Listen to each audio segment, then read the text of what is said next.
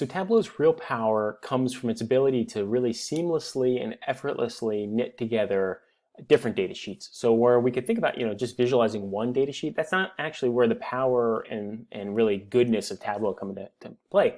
It's pulling together multiple data sheets in a way that it hides so much stuff so well most of the time that it really allows us to directly get at the business questions without worrying too much about the underlying SQL that we would have to write in order to kind of manipulate these databases if we were doing it in a kind of a more, like we say, closer to metal, like closer to the actual physical substrate of the computer. This is kind of much higher level, but it works so well. So to get at a business question, we have to have a business question. So let's say we want to know how many books each one of the authors that we're selling are writing. So how many books do authors write? So let's do the same thing that we did, and we need to get author last name, and let's do the same thing that we did a moment ago. Let's do it slightly differently this time because we can. Let's put the last name in rows, in the row shelf. So we have last names from Antrim down to Iglesias. And notice what's happening here. If you want to be able to read these, or you want the user to be able to read them easily, maybe it's better to have them here rather than on the horizontal axis. It's just a design decision. There's not a right or a wrong answer, but there are reasons that one is easier in some ways than the other one. So it just kind of depends what you want to do. Let's drag then in book count. Sorry, that was too fast. This one here, book count. And so what this is saying when we drag this in is, for instance, we interpret this as Antrim wrote 1 book, Beam wrote 1 book, Danticat wrote, oh my gosh, 8 books. Is actually behind my face. But this is, I know this data set. I know that Danticat wrote 8 books. The point being that Tableau has done something really amazing here, and let me try to explain in detail what Tableau has done under the hood, because it becomes really quite remarkable. So notice that here we have an aggregation function. So we've seen in the past this could be a sum. Here it's a count. And so what it's saying is count the number of rows in the book data sheet. Count according to what, though? We're counting according to last name. And so this is where it gets a little weird, because last name is not in this data sheet, right? This is where the power of Tableau comes in. Tableau is seamlessly performing the following operation.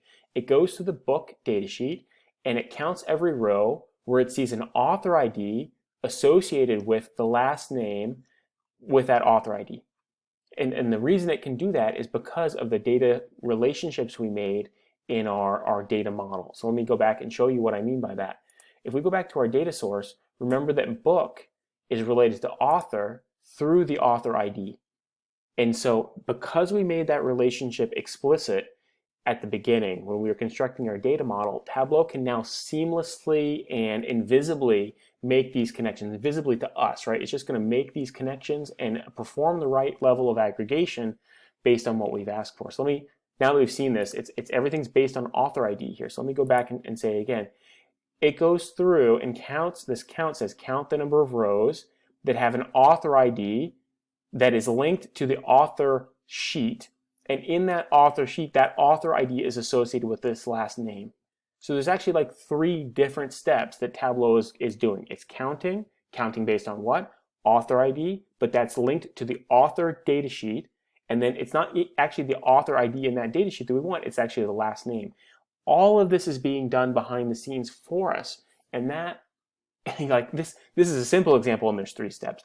Like in these other examples, there'll be like 10 or more steps that are all being kind of covered behind the scenes. So again, it's going to get more interesting and more complicated, and I love that. So again, you might say like we actually want to do this. And again, I just sorted here, and by sorting, now I'm saying like, okay, this is it. This is really interesting. What I'm seeing here is that we have one really like out of this world author who's written 8 books for us. But really prolific authors in the next tier write something like 3. There are many more people that write 2. There are many that write 1, like most of them write 1, and then there are some people that have written 0. So there are actually authors in our data set that have not published a book. And it's like in this particular period of time, or this data set that we have is only based on like some part here, but they have not actually published anything in the particular data set that we're looking at. So that's also interesting, and we'll come back to why this may or may not cause problems in other kind of business processes or visualization processes as time goes on. But the point being, Tableau gets really powerful when we start making these multi-sheet visualizations. And because we've made our data model explicit about how various sheets are related to one another, for the most part, most of the time, Tableau can just pull all of that information from whatever level of granularity you have over here back to the one that you've asked for in your view. But it's all about first setting up that data model and then properly setting up this view, and Tableau most of the time handles the rest, which is really awesome.